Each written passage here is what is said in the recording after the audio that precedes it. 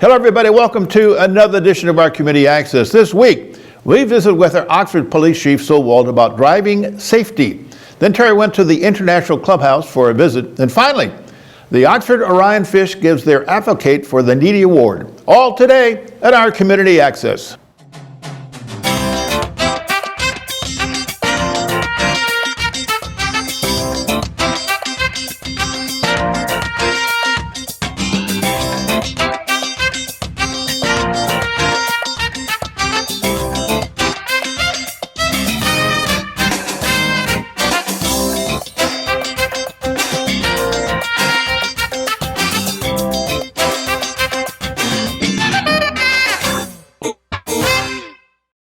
Welcome back. When you're a driver, safety is first. As a reminder, we visit with the Oxford Chief Sowold to help.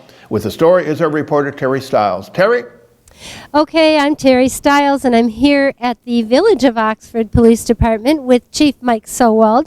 And I figured it would be a good time to go through some of the courtesy rules of the road now that we're all gearing up for different traffic patterns and different traffic flow. I know that you just got permission from the village for yet another stop sign at Jersey and where? Denison? Jersey and Denison, yeah. And the reason why we got it wasn't so much because of the construction that we currently have going on, but we get a lot of traffic that travels down Denison, that folks that are coming down through 24 through town are trying to avoid and cut through and get over to West Street to get over to Seymour Lake Road.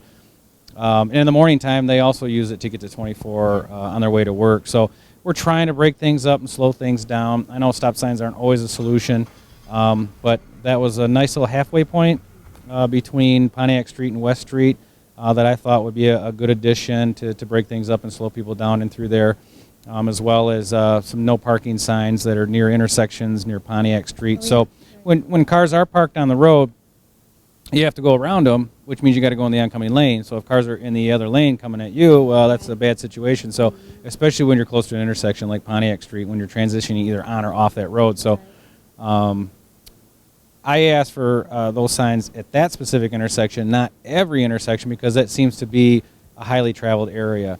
And by all means, we don't have signs all over the place and to kind of make things look, gaudy with all the signs, but sometimes you just have to be reminded and just tell folks, hey, listen, technically this is the law even with the sign not being there. So the sign being there is just a reminder, hey, please don't park there, so folks can get around you in a safe manner and proceed on with their day. Well, so you have added quite a few stop signs in the last several months, and I know that's going to help break up the traffic. Can we go over some rules of stop signs? Because that to me is always an issue. If you have like a four-way stop, people get very confused. They do, and generally the courtesy aspect of it is usually if you're there first, you usually get the first chance of going. I know a lot of times, and we've talked about this before, you'll get there, and even though it's kind of at the same time, you're kind of hitting your brights, you're all flicking around, hey, okay, please, by all means, go. But if there's ever a confusion, usually, you go counterclockwise to the right. Usually that person has the right of way, and then they can go. But there's always that confusion. Everybody kind of creeps up little by little and to the point to where, okay, you just wait for somebody to make a move, and then you move in a safe manner. So I just think courtesy is a big thing, but just keep in mind, if you're there first, generally you get the chance to go first. But if you're not sure, then just go to the right and go around counterclockwise and do it in that manner. But most people don't know that, and they just... they're just basically flagging you or hitting the bright saying, no, please go ahead, and then I'll make my move. Or some people are in a hurry and they'll say, I don't care if you got here or not, I'm going. So you got to make sure that you keep that in mind, too, because everybody seems to be in a hurry. Everybody's got a lot of things going on in their lives. But we want to keep it safe out there and try to keep our patience as best as possible. So now we're on that stopping subject. I also have seen an issue of confusion at the Pollyant Trail in Burdick. When that light is flashing, that's not really you need to stop at Burdick. That's not what that light's for, correct? No, it's not. And there's been a lot of confusion with that. And we've also done articles in the Oxford Leader as well that when that was put there, that was for the purpose of letting people know, because it's in a dark area and you do have a pedestrian crosswalk. Hey, caution, there's a pedestrian, beware. But that doesn't mean that when somebody hits that button, you have to stop on a dime. And unfortunately, since that sign has been put there, we've had our accidents have gone up because people think that they have to stop immediately to let somebody cross. Now, if there's a pedestrian in the roadway, you're obligated, you have to stop. But pedestrians also need to know that they're not to push that button and then jump out in the road. You can't do that, because that doesn't mean now that the driver is always at fault. So if you jump out in front of me and I can't stop, well, you shouldn't have jumped out in front of me. But me as a driver, I have to take it slow. I have to be cautious. I got to look around and make sure that, you know, nobody does do that. Or if I can stop in a safe manner in case something does come out. I mean, and not just a pedestrian, but an animal. So in the deer are really bad in that area as far as crossing, and we've had some incidents with that. So because of the cemetery and the wooded area there and the trail. So just with that in mind, it is a caution sign. Push it. Look both ways before you go. Just like we always tell our kids, before you jump out on the road, look both ways before you go. So push the button, show everybody, hey, caution, hey, I'm here, I'm going to cross as soon as I get a chance. But don't push the button and then jump out there or assume that everybody's got to stop on a dime in order to cross. And then commuters need to know that when they're coming, just know that, oh, that yellow light's flashing, so that means somebody's around and they might be crossing, so I'm going to start to slow it down and proceed with caution. One more thing, and it is just my biggest pet peeve on the road, when people are turning left. Say they're turning left, they're facing north on 24, turning left onto Burdick. They hop over into that left-hand turn lane way too soon. What is the rules there? Well, yeah, because I know that's an issue also at the turn lane there south of Drainer Road. Yes. You and a lot of people do it. They get in there and they're in a hurry because they don't want to wait in line, so they're going to get over that lane, that center turn lane, and ride that lane up so they can get up there and make their turn. But by doing that, you're taking that away from folks that want to make left turns. So if they're coming in to make a left turn and you're riding up that lane, and some of them do it at a pretty good rate too, and you're going to have, and we have had accidents because of that. Yeah, and I know I've had some close calls trying to go to the Nugget. But yeah, you cannot, you have to wait and get in that lane at the very last most possible time to get over. When you see, if there's cars already lined up in the turn lane, then you're obligated to get over in that turn lane to get out of the road and make your turn. Yes, but then we also have to keep in mind that if you do get in there, you know, somewhat leave a gap for folks that do want to, you know, maybe get in that turn and transition and make a left turn into whatever business they want to go to. So we just have to think of courtesy and safety and not get over in that lane too soon, because lanes are not there. They weren't put there so people can get to their destination quicker before the next guy and go as fast as they possibly can, because that creates accidents. So we want to make sure that we wait until the last possible time that we need to get over to make our turn behind other traffic that are also making that turn, and also leave the gap for other folks that want to make that turn in front of you if there's a line of traffic, you know. So yeah. And Well, thank you for all that advice. I just really want to remind everybody, patience, right? Patience is the key. Patience is a key. I also wanted to make a mention too. I mean, I could talk about traffic all day long, but I know one of my pet peeves as well is turning fluid is on sale right now. So if you buy turns fluid, use your signals before you make your turn. Or I'll see people that will turn and then turn their signal. I'm like, okay, that just defeated the purpose. Or maybe you're out of turn signal fluid. I don't know. So make sure that you do that. So it's just basically we're on the roads, especially when there's construction going on. Stop signs, traffic lights, turning. It's all about slow your roll, be safe, because if you're in a hurry and you try to get there in a fast manner and you get into an accident, you're not going to get there on time now, and you're going to hurt yourself or somebody else. So be cautious, leave a little sooner, maybe develop a different route if you do have construction. Just know what you've got going on and try to do it in a safe manner to where you can get to your destination safely for your sake and for everybody else's out there. And just know you're not the only one on the road. So we all have to share it, and we all have to make sure that we show courtesy to others on the road and drive in a safe manner. So make those complete stops. Stop at those red lights. Use your turn signals, and be courteous and just slow down and get to your destination. You'll get there. You'll get there. I don't know how many times I've had people pass me, and then we get down a little ways, and I'm behind them at a light or something. Like, well, that didn't get you very far, did it? So It's just, yeah, we've all got a lot of things going on. We just got to slow down and pack your patience, especially. So, I can't say it any better than he can. Just be patient. Thanks, Chief. Next up, Terry visited with the Clubhouse International Help for the Mental Health in Oxford. Once again, it's Terry.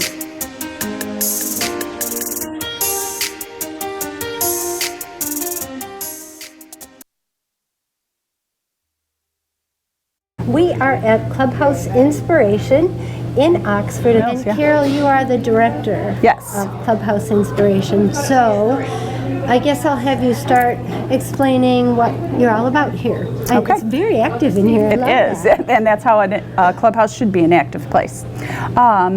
We are Clubhouse Inspiration. It is a program. It's psychosocial rehabilitation for adults who suffer from long-term mental illness. We've been here for 21 years in Oxford. Amazing. Yes, we've been in this current building for about 8 years. We used to be behind TTI Training and Treatment Innovations at the other end of the shopping center. Okay. We were in the back there for many years. We moved here. You're really settled in here. This place has a cafeteria, right? Looks like a boutique. Yes, clothing store, yeah. And people throughout the whole place. Is that common? I mean, Yes. all day long? This is an average day at Clubhouse. We try and mimic a job. So we call it the WOD. It's called the work order day, and it's meant to mimic a job. It gives people Clubhouse. The work of the Clubhouse is intentional. That there's so few staff that the work of the Clubhouse cannot get done without the members. So it's intentional. So we have 4 full-time staff, 2 part-time staff.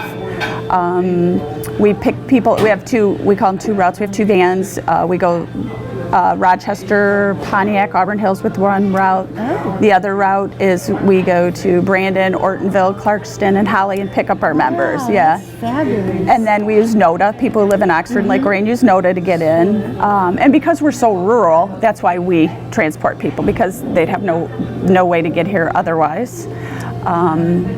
So we bring them in. We try and start our day about 9 a.m. We start each day with a morning meeting. We all gather in the dining room, kind of talk about the things we're doing at Clubhouse. We celebrate people's birthdays. Then after that, we break off into 2 groups. We have a culinary unit, which is obviously the dining room, our snack shop, and they do some maintenance. And then we have our business unit, which does data entry. We bill Medicaid. That's how we're funded, through Medicaid. Okay. We also were lucky enough from the state to get a spend down grant for the clubhouses in Michigan.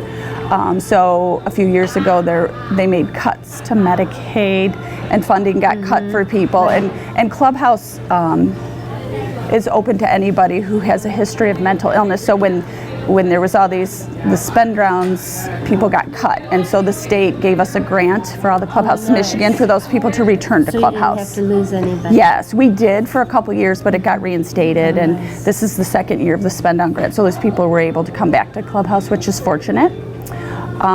So I kind of jumping all over. So then when we break off into our units, we go to our units, and then we each have a task board in there, and people sign up for jobs to do. The expectation is that people will do work and do these jobs that can't get done without them. Business unit, like I said, does Medicaid billing. We keep track of our membership, how many members. We have about 80 current members right now. Our average daily attendance is generally about 29 people that come in. That's a lot. Yep, and some people come in like their group homes bring them in also. So how do they get referrals, or how do they end up here? They end up, they have to get referred by a case manager to come to Clubhouse. So we have people from TTI make referrals, Easter Seals, CNS, MORC. So their case managers make the referral, and then they come for a 2-day orientation. We do orientation for new members every Monday and Tuesday. Takes about 2 days. It takes a long time to get acclimated to Clubhouse. It's a different kind of place, and it's intentionally busy. Like I said, we can't do the work without the members. When you come to Clubhouse, you shouldn't know who is staff or who's members. We're, colleagues. You should not know who's who.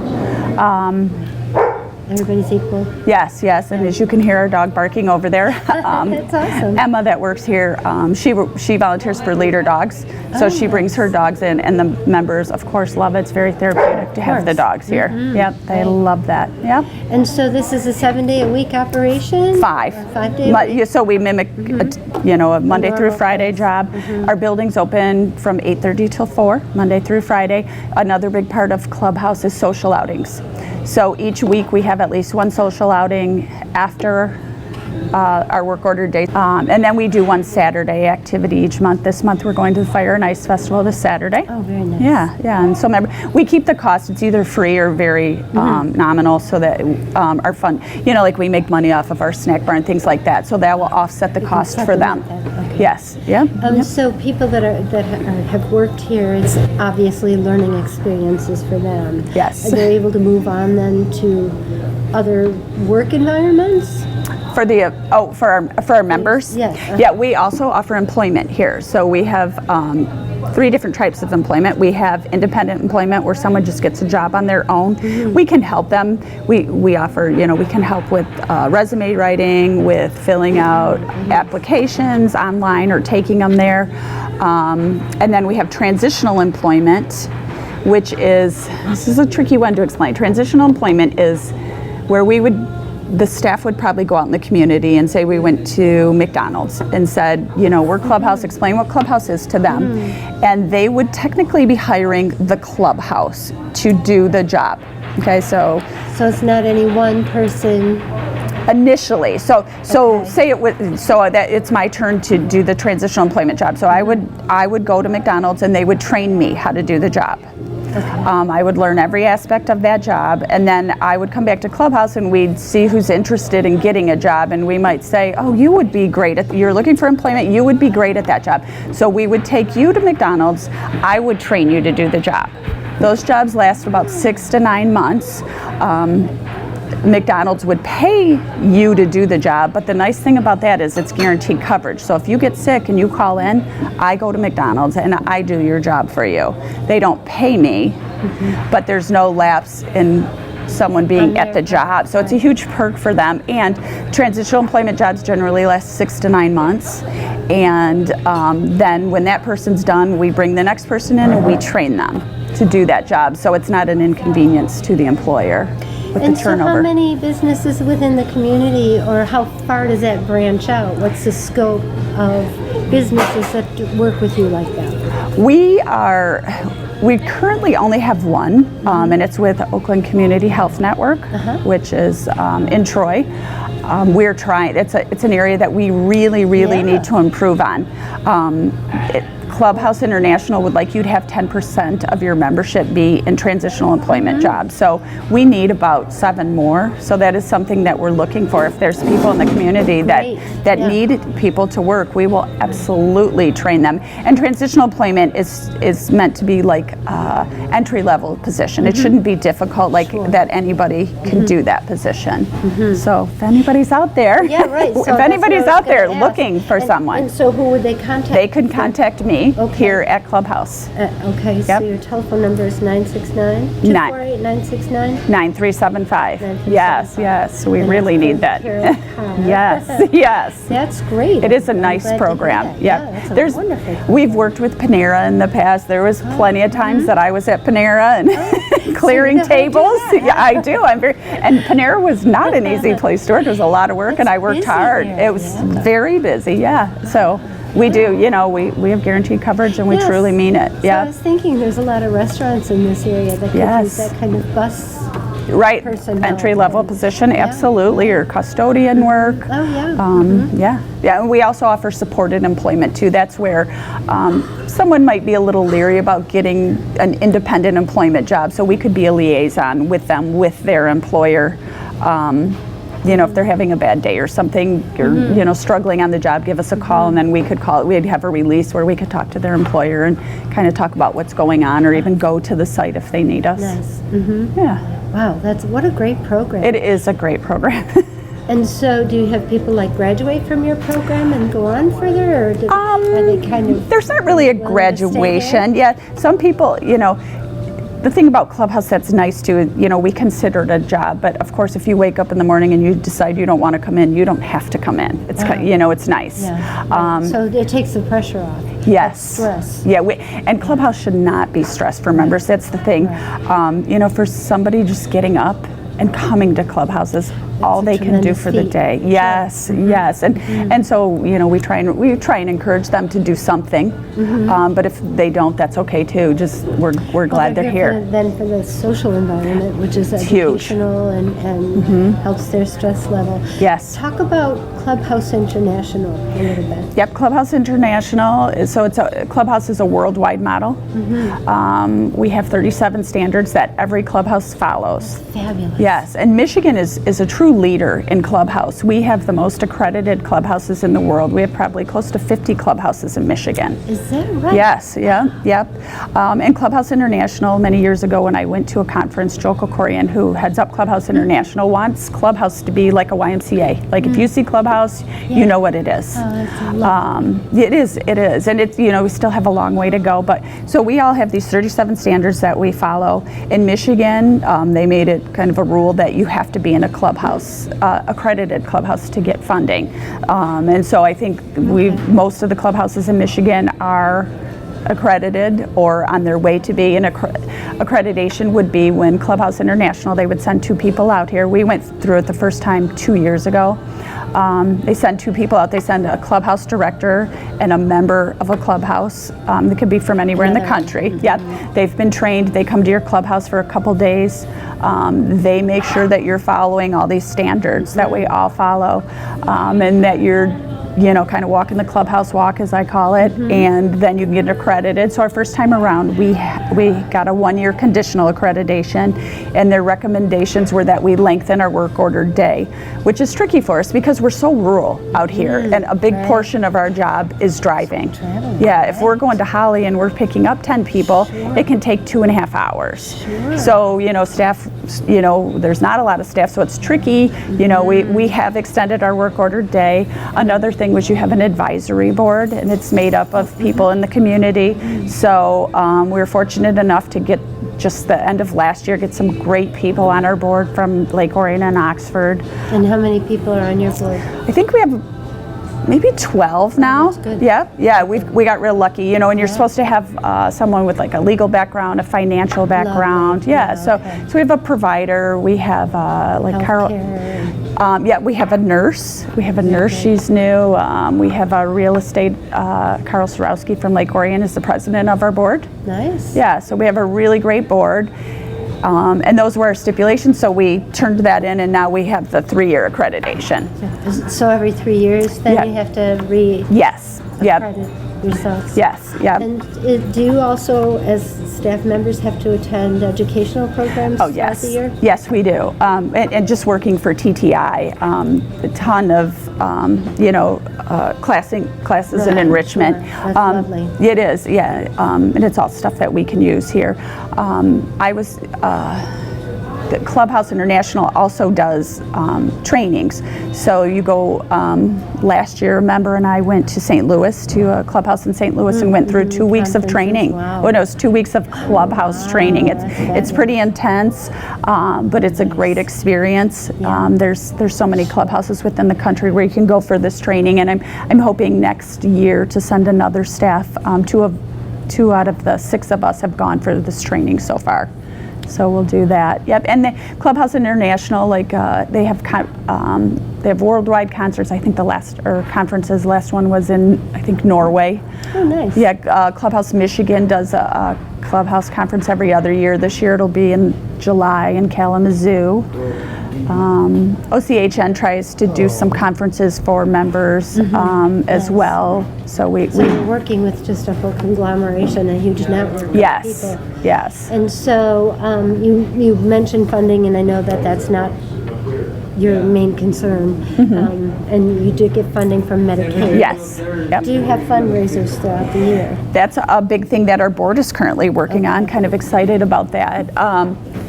We're selling the dining passports, little dining books. We're selling those, but our big thing this year is we're going to try and do a roaring 20s party in October. Yeah, so we'll probably do it at a venue here in Oxford at, Oh, very one of the nice. golf courses or something, and that will be like our big fundraiser. I was really inspired when I went to St. Louis.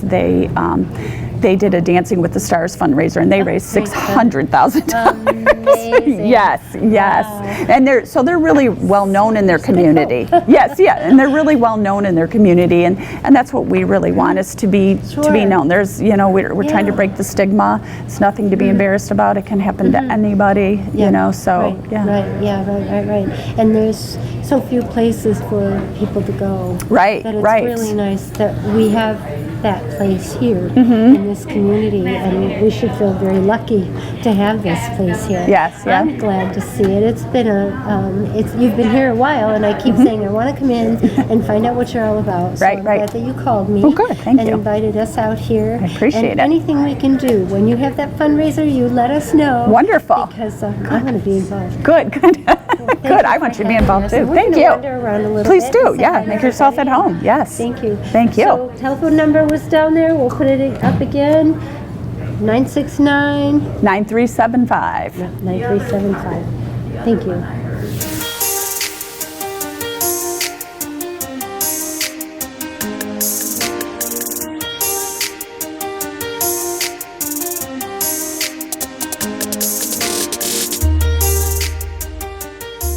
Great story, Terry. Next up, the Oxford Orion Fish gives out their Advocate for the Needy Award. Let's watch.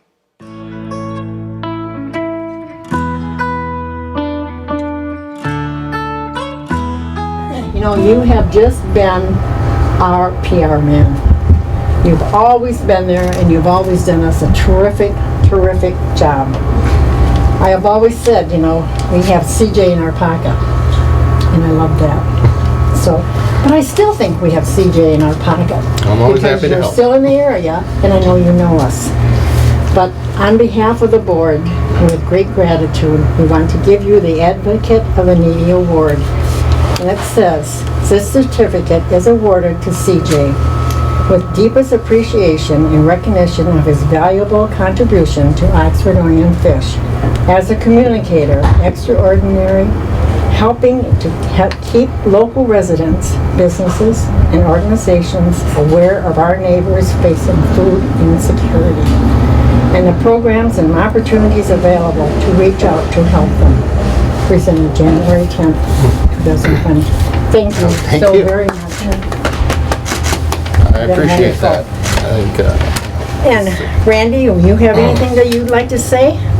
Well, you certainly are our advocate, and we are very thankful for all of the energy that you put in promoting our organization. We look at your energy as helping us distribute 203,000 pounds of food in 2019 calendar year. And we are thankful for your presence in our community. That article you wrote on our building, our 486 building, or 47. It moved the mark. Was just, it really sparked. And we truly appreciate it, because we were at our point where we didn't know where we were going to turn. But after you wrote that article, we had action. well, I really appreciate this, but again, like I said, all I ever did was write some stories and take some photos. I mean, you guys do the real work. You guys collect the food. Excuse me. Yep. You guys feed the people in this community who need it. So I'm honored by this. On your job, what was your most, the best thing you liked? Did you like taking pictures of all those? I like to report anytime I could report to help people and help organizations like this. That was my favorite Yeah. part of the, When you're the out job. there, when you're out there for the backpacks, I had a laugh. It was just right down on his No, I knees, love, and taking the pictures thing you and talking guys to these giving kids. those backpacks every year to the kids who otherwise wouldn't have had new backpacks, wouldn't have had school supplies, feeding these families in here who otherwise they wouldn't know where their next meal was coming That's from if right. it wasn't for fish. This is the most valuable organization in Oxford. Nobody here gets a paycheck. Nobody here is in it for any kind of glory or for themselves. You guys give it yourselves. Yes. Congratulations to CJ. Well, that's all the time for this week. We hope you enjoyed our program. So for our great crew, we hope to see you all again at our Community Access. Have a great, great week.